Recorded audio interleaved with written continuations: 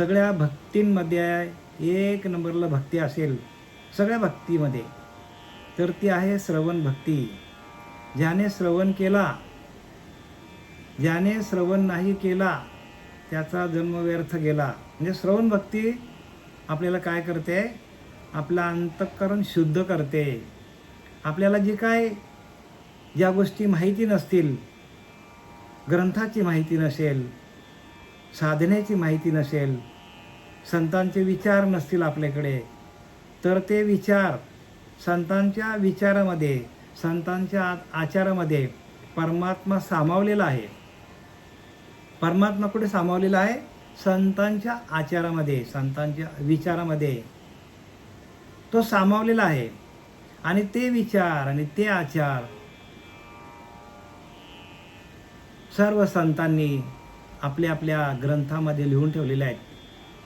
नाथ महाराजांनी भागवतामध्ये, तुकोबारांनी गाथेमध्ये, अभंग गाथेमध्ये, ज्ञानोबारांनी ज्ञानेश्वरीमध्ये, आणि आपले समर्थ रामदासांनी दासबोधामध्ये, आत्मारामामध्ये, आत्माराम मूळ ग्रंथ त्याचा. तर तसा आपल्याला आत्माराम कळला पाहिजे. आत्मा हाच राम आहे. आत्मा रामचा अर्थ काय आहे? तुमचा आंतरीचा अंतरात्मा हाच राम आहे. आत्मा राम. आणि तो पहिला कोणाला कळाला?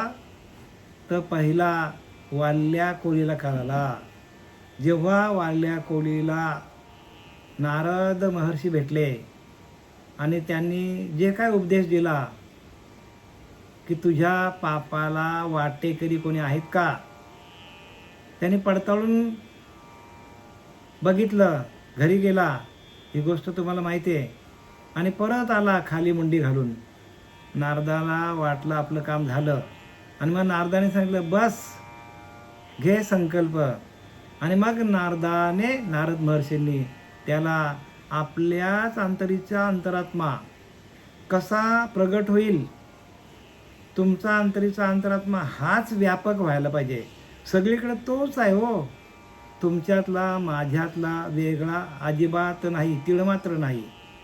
तुमच्यातला वेगळा असता आणि माझ्यातला वेगळा असता तर डोळे बंद केले, आपण 4 माणसांना आपण ध्यानाला बसवलं आहे, डोळे बंद करायला सांगितले, आणि प्रत्येकाच्या नाकाला आपण आंबा लावला, तर त्यातली 3 माणसं बोलली काय चिकू आहे, पेरू आहे असं बोलली का? नाही, सगळेजण बोलले आंबाच आहे. याचा अर्थ काय? याचा अर्थ तुम्हाला चालवणारा, मला चालवणारा एकच आत्मा आहे. बरीचशी माणसं चिंचेच्या झाडाखाली बसली आणि सगळ्यांना चिंचा एकसारख्याच दिसायला लागल्या. प्रत्येकाने चिंच खाली त्याला आंबटच लागली. मग सगळ्या चिंचेच्या झाडाखाली बसलेल्या माणसांमध्ये एकच आत्मा आहे. आणि म्हणून सर्वा घटी राम देहादेही एकच आहे हो. पण तो एक कळण्यासाठी आपण अनेक ठिकाणी जातो, अनेक तीर्थांना फिरतो, पण एक कळत नाही. मग एक कळण्यासाठी पहिला कोणाला कळाला? तो वाल्या कोळीला कळाला. आणि म्हणून त्यांनी काय केलं? त्यांनी रामायण लिहिलं. रामायण रामाला यावं लागलं. बघा, आहे ना. म्हणजे पहिला अंतरीचा अंतरात्मा, रामाचा अंतरीचा अंतरात्मा कुठे होता? कुठे प्रगट झाला? तर तो त्या वाल्या कोलीच्या हृदयामध्ये प्रगट झाला. आणि त्यांनी जे काय लिहिलं, जे काय लिखाण केलं, ते लिखाण जसंच्या तसं खरं करण्यासाठी प्रत्यक्ष रामाला अवतार घेऊन यावं लागलं. बघा, म्हणजे साधकाची किती निष्ठा आहे, भक्ताची किती निष्ठा आहे. बघा, जसे जसं भक्त साधन करेल, साधक करेल, तसं तसं भगवंताला अवतार घ्यावा लागतो. आपण आता या एकनाथी भागवत आपल्याला बरंच काही बोलता येईल. अध्याय 23वा आणि ओवी क्रमांक 20 आता सुरू करू आपण. मी 19पर्यंत आलो होतो. 19 उद्धवाचे प्रश्नोक्ती शुक सुखावला आनंद स्फूर्ती, तो म्हणे सावध परीक्षिती तुष्टला श्रीपती उद्धवासी. सांगतात काय बघा, ऐका. सगळ्यात पहिल्यांदा मागच्या 22व्या अध्यायामध्ये प्रश्न केलेल्या उद्धवाने शांती कशाला, शांती कधी प्राप्त होईल आणि माझ्याकडं असलेला द्वंद्व भाव कधी निघून जाईल, हा प्रश्न केलेला आहे 22व्या अध्यायामध्ये. कोणी प्रश्न केला आहे? उद्धवाने भगवान कृष्ण परमात्म्याला प्रश्न केला आहे. आणि भगवान कृष्ण परमात्म्याने 22व्या अध्यायामध्ये सांगतो, वैराग्य, योग, ज्ञान, ध्यान त्यांचे फळ ते शांती जाणं. शांती ही फळ आहे, पण कसलं फळ आहे? तर वैराग्य. तुमच्याकडं वैराग्य पाहिजे, तुमच्याकडं योग साधना पाहिजे, तुमच्याकडं ज्ञान पाहिजे आणि तुम्ही ध्यान केलं पाहिजे. म्हणजे विवेक, वैराग्य, योग, ज्ञान, ध्यान या सगळ्यापासून आपल्याला काय, कोणत्या फळाची प्राप्ती होते? तर शांती मिळते. आणि म्हणून प्रत्येकाने, बरं का, प्रत्येकाकडे वैराग्य आलं पाहिजे, ध्यान करायला पाहिजे. असंच थोडं होणार आहे परमात्म्याची प्राप्ती. परमात्मा आपल्या आतमध्ये आहे, पण त्यासाठी आपल्याकडे वैराग्य नाही, आपल्याकडे विवेक नाही, आपल्याकडं योग नाही. म्हणजे त्या परब्रह्म तत्वाशी एकरूप कसा व्हायचा, जीव शिवाचा ऐक्य कसा करायचा, हे सांगणारे श्री गुरु जोपर्यंत जीवनात येत नाही, डोक्यावर हात ठेवत नाही आणि ते अनुग्रह देत नाही, तोपर्यंत हे ज्ञान कळणं कठीण आहे. म्हणून नाथ बाबा सांगतात 22व्या अध्यायामध्ये 693 ओवी क्रमांक सांगतात, वैराग्य, योग, ज्ञान, ध्यान, विवेक त्याचे फळ ते शांती जाणं. म्हणजे शांती आपल्याला जर हवी असेल, आहे आपल्या आतमध्येच. शांती कुठं लांब जायची नाही. शांती लांब गेलेली नाही, तुमच्या आमच्या अंतःकरणामध्ये, हृदयामध्ये आहे. पण आपल्या त्या अंतःकरणामध्ये प्रपंचविषयी वैराग्य नाही, आत्मज्ञान नाही. त्या आत्म्याशी एकरूप होऊन त्या आत्म्याचं ध्यान कसं करायचं, ती क्रिया नाही. जीव आणि शिवाचा ऐक्य झालेला नाही. जीव परमात्मा दोन्ही बैसुनी एका आसनावर बसायला सांगितलं आपल्याला. जीवाचं आणि परमात्म्याचं मिलन व्हायचं असेल तर एका आसनावर बसून आपल्याला अंतरच्या अंतरात्म्याचं ध्यान करायला सांगितलंय ज्ञानोबरांनी. आणि ते ध्यान आपण केलं नाही. ध्यान कुठे करायला सांगितलंय? आतमध्ये, म्हणजे हृदयामध्ये ध्यान करायला सांगितले. हृदयस्तु नारायण. नारायण कुठे आहे? हृदयामध्ये आहे. आणि त्या हृदयामध्ये असलेल्या त्या नारायणाचं आपण ध्यान केलं नाही तर आपल्याला ज्ञानाची प्राप्ती कशी होईल हो? आणि या सगळ्यांचं फळ वैराग्य, योग, ज्ञान, ध्यान, विवेक या सगळ्यांचं फळ काय असेल तर ती शांती आहे. म्हणजे शांती प्राप्त आपल्याला पाहिजे असेल तर आपल्याला परत सांगतो, वैराग्य पाहिजे आपल्याकडे. सर्व विषयांचा आपल्याला सर्व संग परित्याग, आवास विषय भोग, म्हणजे विषयांच्या भोगाचा त्याग करावा लागेल. सगळ्या गोष्टींचा संग आपल्याला तोडून काढायला लागेल, तोडून टाकायला लागेल. आणि आपल्या आत्मतत्वाचा आपल्याला संग धरायला लागेल. आत्मतत्व धरी तोची एक. कोण सांगतात? नाथबाबा सांगतात. आत्मतत्व धरी तोची एक. म्हणजे आत्मतत्व म्हणजे आत्म्याशी एकरूप होणं, हेच ज्ञान आहे. ह्याच्या पलीकडे ज्ञानच नाही बरं का. ह्याच्या पलीकडे ज्ञान असतं तर तुकोबाऱ्या कोणते वेद वाचायला गेले होते? मग तुकोबारांच्या अभंगाला 5वा वेद असं म्हणतात. मग तुकारामाला ज्ञान शोधत आलं का? बाबाजी चैतन्य भेटले त्यांनी आपला बाबाजी आपले सांगितले नाम. बाबाजीने काय केलं? नाम दिलं त्याला. हात ठेविला मस्तके आणि प्रसाद देऊन केले सुखी. मस्तकावर हात ठेवलं आणि सुखी केलं. हो, जोपर्यंत मस्तकावर हात नाही तोपर्यंत आत्मज्ञानाची प्राप्ती अजिबात होणार नाही. म्हणून वैराग्य योग ज्ञान ध्यान त्यांचे फल ते शांती जाणं. ते शांती साधूनी संपूर्ण शांती मिळतं बरं का. जराही यत किंचित आपल्यामध्ये फरक पडत नाही. पूर्ण शांती मिळतं आपल्याला. आपण उद्धरती. आपणच आपला उद्धार करायचा. काय सांगितलंय? एकदम बघा, एकदम काय स्पष्टपणे क्लिअर पिक्चर लिहिलं. एकदम क्लिअर सांगितलं. एकदम स्पष्टपणे सांगितले संतांनी. आपण उद्धारिती. आपणच आपला उद्धार करायचा. कसा उद्धार करायचा? तर शांती साधूनी संपूर्ण आपल्या हृदयामध्ये शांती आली. शांती कधी येईल? तीर्थाला गेल्यावर शांती येईल का बघा. भजन गायल्यावर शांती येईल का? म्हणजे भजन म्हणजे कीर्तन प्रवचन. गंगेमध्ये आंघोळ करून शांती येईल का? अजिबात येणार नाही. काय करावं लागेल तुम्हाला? ध्यान करावं लागेल. तुमच्या अंतरात्म्याचं ध्यान. अंतरात्म्याचं ध्यान करता करता आपल्याकडे शांती येईल. कारण अंतरात्मा आपल्या आतमध्ये आहे आणि तोच आपल्याला शांती प्रदान करतो. त्याच्याच शक्तीवर आपण उड्या मारतो. इकडे तिकडे जा, इकडे जा, तिकडे जा, हे कर, ते कर. आणि त्यालाच आपण शांत केलं, त्याच्याशीच एकरूप झालो. हेच सांगतात तिथे. त्याचे फळ ते शांती जाणं. ते शांती साधूनी संपूर्ण. ती शांती कशाने येतो? विवेकातून, वैराग्यातून, ध्यानातून, जीव शिवाच्या ऐक्यातून. आपण उद्धरित. आपलाच आपण उद्धार करतो. आपलाच आपण उद्धार अशा पद्धतीने करायचा. सोपं सांगितलं बरं का. एकदम सोपं आहे. पण सोपं कठीण का वाटतं? कारण आपण ध्यानाला बसत नाही. आसनावर बसत नाही आपण. आसनाची या गाडी का,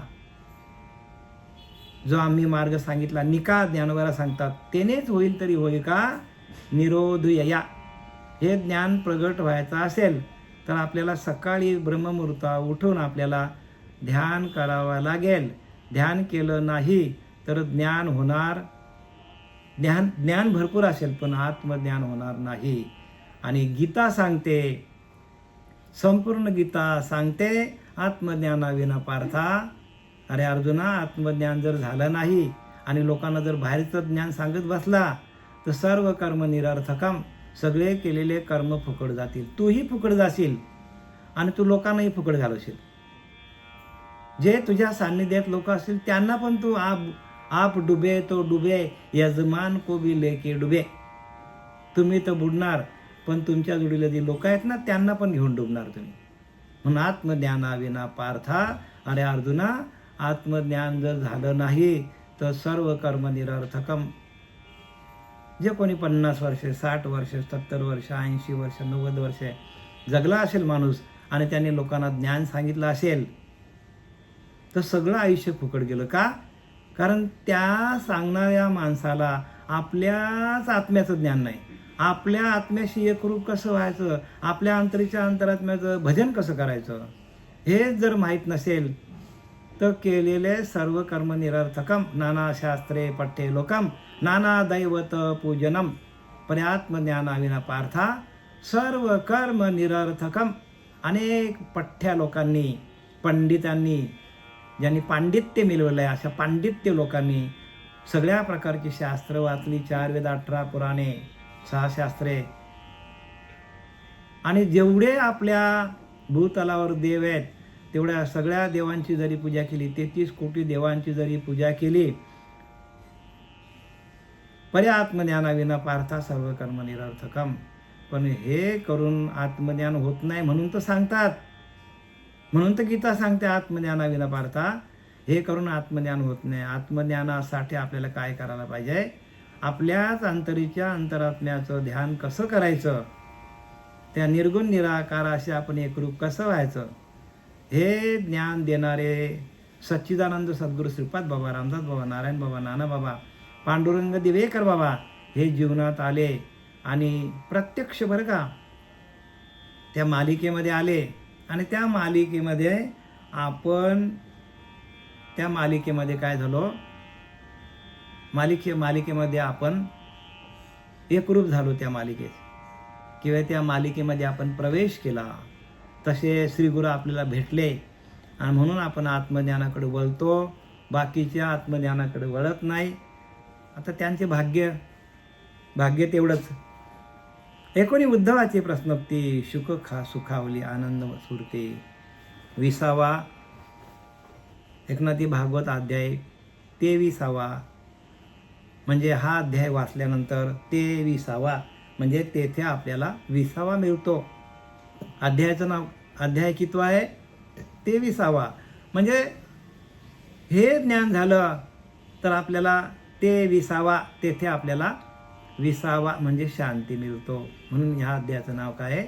23वा. ते 20वा, तेथे 20वा आपल्याला 20वा मिळतो.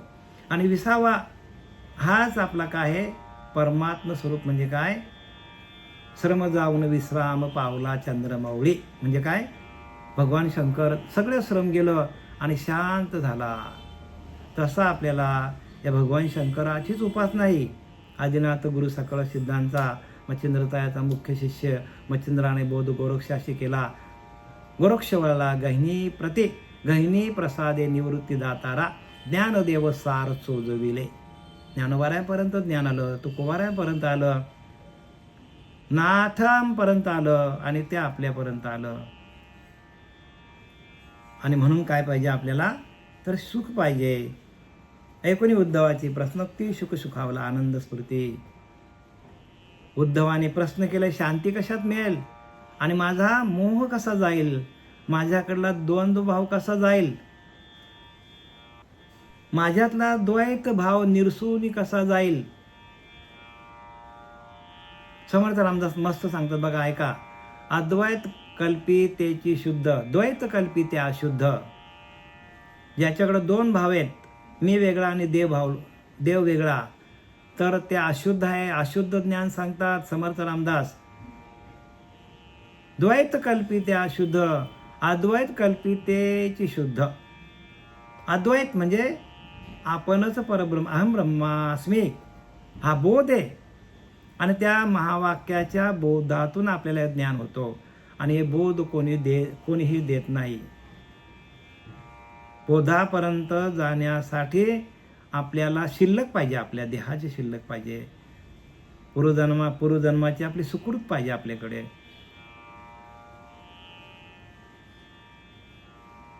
आणि म्हणून काय लिहिले? द्वैत कल्पिते अशुद्ध, अद्वैत कल्पिते शुद्ध. अद्वैत म्हणजे मी आणि परमात्मा वेगळा नाही, हे शुद्ध ज्ञान आहे. बाकी याच्या व्यतिरिक्त आपण कुठल्या पण देवाची पूजा केली, कोणत्याही देवाची आपण पूजा करायला सुरुवात केली तर द्वैत भाव निर्माण होतो. मग समर्थ रामदासांनी काय लिहिलंय? अद्वैत कल्पिते शुद्ध, तेची शुद्ध. द्वैत कल्पिते अशुद्ध, मग अशुद्ध ज्ञान आहे हो. बरं, ह्या आम्ही ना सांगत, हे संतांची प्रमाण आहेत. नाही तर तुम्ही सांगाल बाबुलनाथ महाराज बोलता, अजिबात नाही. संतांनी लिहिलं काय ते बघा. तसा आपल्याला तुका म्हणे अंगी व्हावे ते आपण, तरीच महिमान कळ येईल. तसा आपल्याला अंगीकार व्हावं लागेल. अशुद्धतेची प्रसिद्ध सबळ जाणावी. अशुद्ध ज्ञान जगामध्ये प्रसिद्ध आहे. मग गर्दी का वाढत चालली लोकांकडे? बऱ्याचशा पंथामध्ये गर्दीच वाढत चालली का? अशुद्ध आहे. आणि लोक अशुद्ध ज्ञानाकडे धावतात. शुद्ध ज्ञान कोणी घेत नाही. शुद्ध ज्ञान घेण्यासाठी जसा वाघिणीचा दूध काढायचा असेल तो सोन्याचाच भांडा लागतो, तसा आपला भांडा पवित्र नाही, अशुद्ध आहे आपला. आणि अशुद्धतेची प्रसिद्ध सबळ जाणावी. अशुद्ध ज्ञान जगामध्ये प्रसिद्ध आहे, शुद्ध ज्ञान प्रसिद्ध नाही. म्हणून साधू कुठेतरी कोपऱ्यात जाऊन दर्या खोऱ्यात बसतात. कशाला बसतात? त्यांना माहिती आहे, त्यांना लोकांची भीती वाटते का? कारण त्यांच्याकडे ते परब्रह्म तत्वाशी एकरूप झालेले असतात. अनुसंधान त्यांचं चालू असतो सातत्याने. जो श्वास जातो येतो त्याच्याकडे सातत्याने त्यांचं लक्ष असतो. आणि श्वासाच आपला काय आहे? श्वास हाच आपला देव आहे. आणि त्या देवाशी आपण एकरूप झालो का आपलं सगळं कोडं आपलं सुटून जातो. आणि संतांनी हेच लिहिले, ह्याच्याकडे कोणाचंच लक्ष नाही.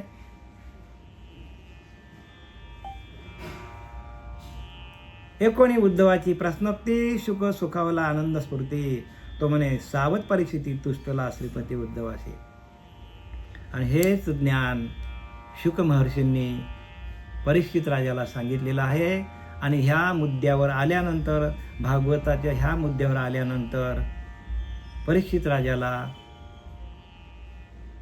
सांगता सांगता शुक महर्षी ज्या वेळेला ह्या शांती ह्या मुद्द्यावरती आल्यानंतर शुक महर्षींना आनंद झाला. कारण शांती हेच परब्रह्म आहे. जेवढं तुम्ही शांत व्हाल तेवढं ज्ञान तुम्हाला शोधत येईल. ज्ञानाला शोधण्यासाठी जगात फिरायची गरज नाही. ठाईच बैसुनी करा एकचित्त ज्ञानोबारा सांगतात. आवडी अनंत. बघा संतांची प्रमाण आहेत. संतांनी काय लिहून ठेवलं ते घ्या. संतच आपले देव आहेत. तेची संत ज्यांचा हेत विठ्ठली, की तुमचं भजन अखंड चाललं पाहिजे. विठ्ठल विठ्ठल विठ्ठल विठ्ठल अखंड भजन चाललं पाहिजे. त्या नामाचं हरी हरी हरी अखंड भजन चाललं पाहिजे तुमचं. तरच ही काय आहे, ही मेघ तुमच्या लक्षात येईल. याला म्हणतात ज्ञानोबाची मेघ. आणि ज्ञानोबारांची मेघ कोणाला जमत नाही. का तर आपण अनुग्रह घेत नाही, ध्यान करत नाही. ध्यान करा, अनुग्रह घ्या. अनुग्रहाच्या माध्यमातून हे ज्ञान होतो. आणि अनुग्रह नसेल तर सगळं व्यर्थ जातो. उघड्या मंत्रांनी आपल्याला ह्याची आत्मप्रचिती येणार नाही. म्हणून हे गुह्य आहे. हे कसं आहे? गुह्य ज्ञान. प्रगट गुह्य बोले ज्ञानोबा सांगतात. गुह्य आहे. पण गुह्य शोधण्यासाठी तत्वदर्शी गुरुला शरण जायला पाहिजे. तत्वदर्शी बरं का, जो आपल्याच आत्मतत्वाचं आपल्याला दर्शन करून देतो तो आपला खरा गुरु. खरा गुरु आपल्याच आत्मतत्वाचं दर्शन आपल्याला करून देतो. कारण हे आत्मतत्व सगळं व्यापक आहे. तो तुमच्या आतमध्येच आहे का आत्मतत्व? जगामध्ये व्यापक पण आहे. म्हणून आत हरी बाहेर हरी, हरीने मध्ये व्यापिले. आत पण तोच आहे, बाहेर पण तोच आहे. पण आतला प्रकाशित झाला तरच बाहेर दिसेल ना. आंधळ्या माणसाला आतूनच नजर नसेल तर तो बाहेरचं जग बघेल का? म्हणून तुकोबाऱ्या म्हणतात, आंधळेची जण अवघेची आंधळे. सगळेच आंधळे आहेत हो लोक, सगळे आंधळे आहेत. तुकाराम महाराज सांगतात, आम्ही नाही बोलत. आंधळेची जण अवघेची आंधळे. म्हणजे तुमच्या आतमध्ये तो परमात्मा आहे, तो तुम्हाला दिसत नाही म्हणून तुम्ही आंधळे आहात. सगळेच आंधळे आहेत. बाहेर पण जेवढे कीर्तनकार आहेत, प्रवचनकार आहेत, स्वरूपाबद्दल कोणीच बोलत नाही. स्वरूप साक्षात्कार काय आहे तर कोणी सांगतच नाही. आणि तो एकदा साक्षात्कार झाला का मनुष्य देहाला येऊन तुम्ही सार्थ केला. मनुष्य देह सार्थक झाला. मनुष्य देहाला येऊन आपण जर आत्मसाक्षात्कार आपल्याला झाला नाही तर हेल्या आला आला आणि पाणी वाहतच मिळाला हो, अशी परिस्थिती आहे. पण कोण कोणाला सांगणार इथे? ब्रह्मज्ञानाची निर्वाण स्थिती ते जाण पा मुख्यत्वे शांती. बघा काय सांगितलं ऐका. ब्रह्मज्ञानाची निर्वाण स्थिती. ब्रह्मज्ञान झाला तर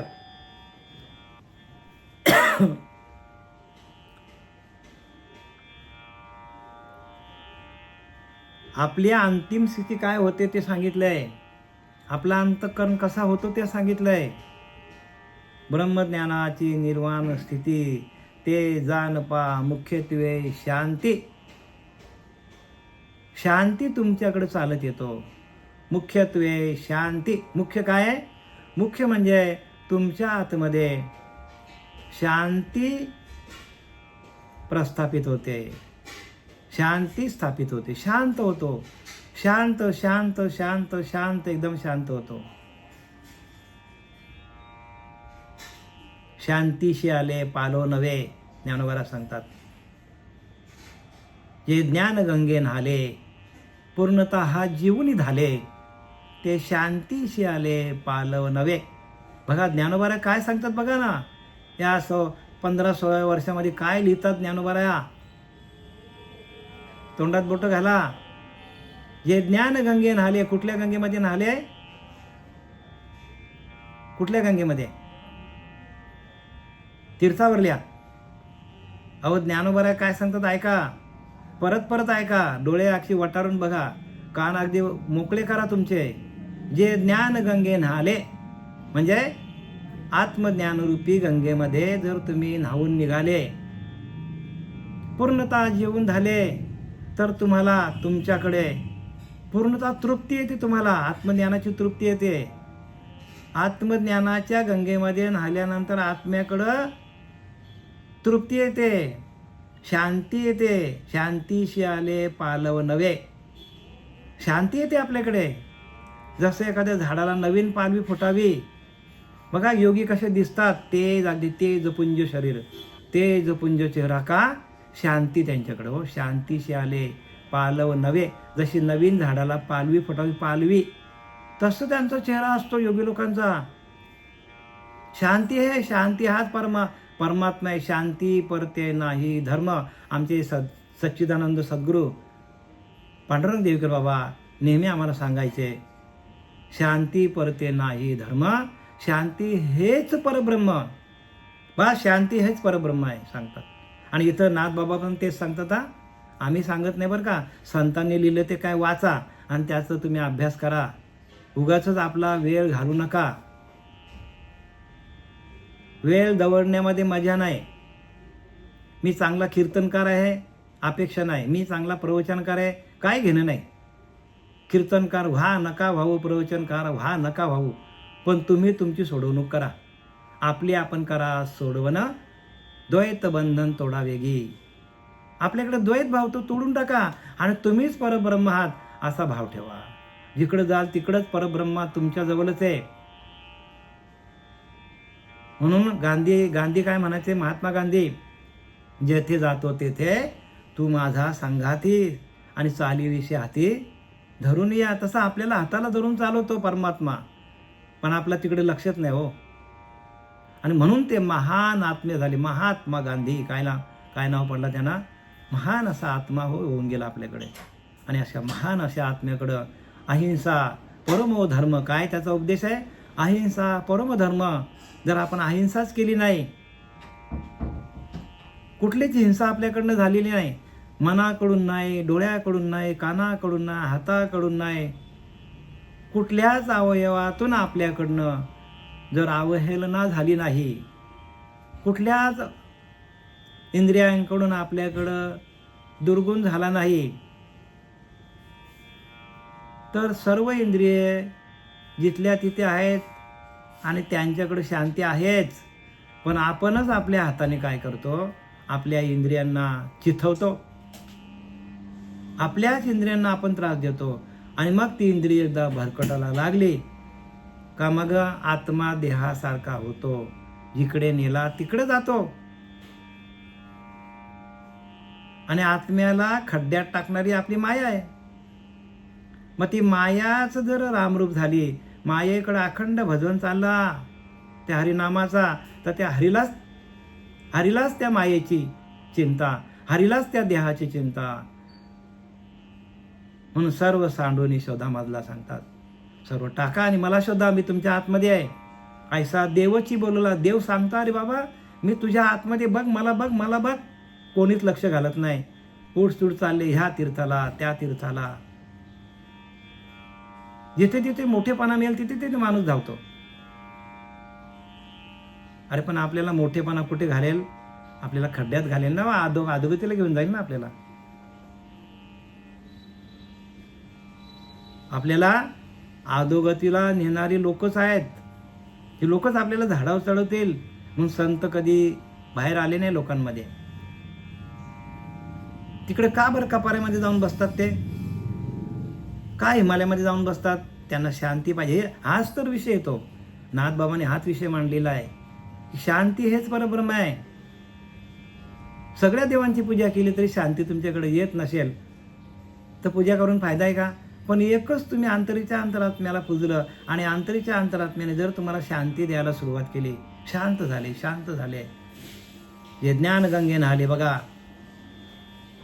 पूर्णतः जेवून झाले, शांतीशी आले पालव नव्हे, अशी त्या संतांची अवस्था आहे, साधूची अवस्था आहे, महात्म्यांची अवस्था आहे. आणि ती अवस्था आपल्याला घरात बसून मिळते. घरात ठाईचं बैसुनी करा एकचित्त. समर्थ रामदास सांगतात, एकांती उगेच बैसावे, त्याने हे समजून घ्यावे, अखंड ध्यावे, सांडावे प्रभंजनाशी, ऐशा जपा सकळांशी, परंतु कळे जाणत्याशी. अजपाय ती जाता जास्वास जातो येतो. त्या जपावर आपण ध्यान केला. अजपा मार्ग टाकून खरा. नाथबाबा सांगतात, ज्यांनी हा एकनाथी भागवत लिहिलाय ते नाथबाबा सांगतात, अरे अजपा मार्ग टाकून खरा. जो श्वास जातो येतो टाकून खरा, तो खरा मार्ग आहे. तो टाकून का रे फिरतो सैरा वैरा? कशाला इकडे तिकडे भरकडतो तू? कशाला भरकडतो? तुझा आजोबा आहे ना, तोच तुझा देव आहे. तुझा श्वास जातो येतो अरे तोच तुझा देव येड्या. तो गेला तर कुठल्या तीर्थाला जाशील? कुठला भजन करशील? कुठल्या कीर्तनाला जाशील? कुठला प्रपंच करशील? कोणतं राजकारण खेळशील? सगळा त्याच्याकडे आहे आणि त्याला आपण विसरलोय. आणि म्हणून संतांना राग आला आणि त्यांनी काय केलंय? वेडेवाकडे शब्द बोलल्यात संत. अजापा मार्ग टाकून खरा. नाथबाबा सांगतात, शांती पाहिजे ना तुम्हाला? शांती, अजपा चालू करा. अजपा मार्ग टाकून खरा. का रे फिरतो सैरा वैरा? येणेच पिढे लक्ष 84चा फेरा. मम तर वाचा त्रिवार सत्य. त्रिकालवादी सत्य नाथबाबांचे बोले, ते आमचे नाही. असं म्हणून तर त्यांना शांती ब्रह्मनाथ महाराज म्हणतात हो. आणि शांती हेच परब्रह्म आहे. आणि आपण नुसता धाव बस, इकडे तिकडे जा, त्या तीर्थाला जा. काय चाललंय आपले हे? करू नये का? करा. संतांची मांदी आली तिथे, पण घरी येऊन ध्यान करा ना. सगळं करा. सगळ्या देवांची पूजा करा, सगळ्या मूर्त्यांची पूजा करा, सगळ्या फोटोंची पूजा करा. जिकडे जायचं तिकडे जा, पण जाताना नाना तीर्थे नाना देशी, कष्ट तर जावे पहावे अशी, तैसे न लगे परब्रह्माशी बैसले ठाई. एका जागेवर बसून परब्रह्माची प्राप्ती आहे. एका जागेवर बसून परब्रह्माची प्राप्ती आहे बरं का. पण त्या आपण घेत नाही. आणि इथे आपल्याला ज्ञानोबा काय सांगतात बघा, 10व्या याच्यामध्ये 10व्या आपल्या याच्यामध्ये हरिपाठामध्ये, त्रिवेणी संगमी नाना तीर्थे भ्रमी, चित्त नाही नामी तरी ते व्यर्थे. कशाला सांगतात? आपल्याला सावध केलंय. त्रिवेणी संगमी नाना तीर्थे भ्रमी. त्रिवेणी संगमावर जातात, नाना तीर्थे भ्रमी, पण चित्त नाही नामी तरी ते व्यर्थ. चित्त जा तुम्ही, पण चित्त तुमचं नामामध्ये असलं पाहिजे. सगळीकडे जा, पण चित्त नामामध्ये असलं पाहिजे. बरं, तो नाम कसा प्रगट होईल सांगा तुम्ही? जर तुम्ही ध्यानच केलं नाही तर आतमध्ये कसा का देव प्राप्त होईल? तुम्ही त्याचं ध्यान केलंच नाही आणि तुम्ही ध्यान बाहेरच्या देवांचं केलं, होईल का? ज्या ठिकाणी वस्तू आहे तिथं आपण ध्यान करत नाही आणि आपण ध्यान भलत्यांचंच केलं तर त्या आतमधली वस्तू मिळेल का? अखंडवर तुम्ही प्रपंचाचं ध्यान केलं तर ते प्रपंचच तुम्हाला जाताना येईल, आडवा येईल तुम्हाला. ना अखंड तुम्ही आत्म्याचं ध्यान केलं, आत्मा कालही होता, आजही आहे आणि उद्याही असणार तुमच्या जोडीला, मग तोच तुम्हाला घेऊन जाणार आहे, तोच तुम्हाला सोडवणार आहे हो. आत्माच तुम्हाला सोडवणार आहे. मग आत्मध्यान कधी होईल तुम्हाला? आत्म्याचं ध्यान कधी करणार? आत्म्याचं ध्यान करा. म्हणून आत्मज्ञानाविना पार्था सर्व कर्म निरर्थकम हो. ज्याला आत्मज्ञान नसेल केलेलं सगळं फुकट जाईल. पण त्यासाठी प्रक्रिया आहेत बरं का. तोंडी ब्रह्मनाम, हाती सात्विक कर्म, परी विनियोग विन विफलची. त्याला विनियोग आहे, संतांकडे विनियोग होता. श्रीपाद बाबा, रामदास बाबा, नारायण बाबा, नाना बाबा पांडुरंग दिवेकर बाबा यांच्याकडं का आम्ही त्यांना एवढं श्रेष्ठ समजतो? कारण त्यांच्याकडे विनय होता. कसं ध्यान करायचं ते आपल्याला शिकवतात आणि म्हणून आपल्याला ते ज्ञान मिळतं. आपल्याच आत्मतत्वाशी एकरूप होणं हे ज्ञान आहे आणि आत्मतत्वातून झालेलं ज्ञान तेच खरं ज्ञान आहे. आणि आत्मतत्वाशी एकरूप झाल्यानंतर शांती आपल्याला शोधत येतो. ते ज्ञान हृदयी प्रतिष्ठे, मग शांतीचा अंकुर फुटे, मग विस्तार भाऊ आत्मबोधाचा जवळ तो वाचतो शांतीचं देखीजे ते आपपरणे निज निर्धारिता ज्ञानोबाऱ्या सांगतात.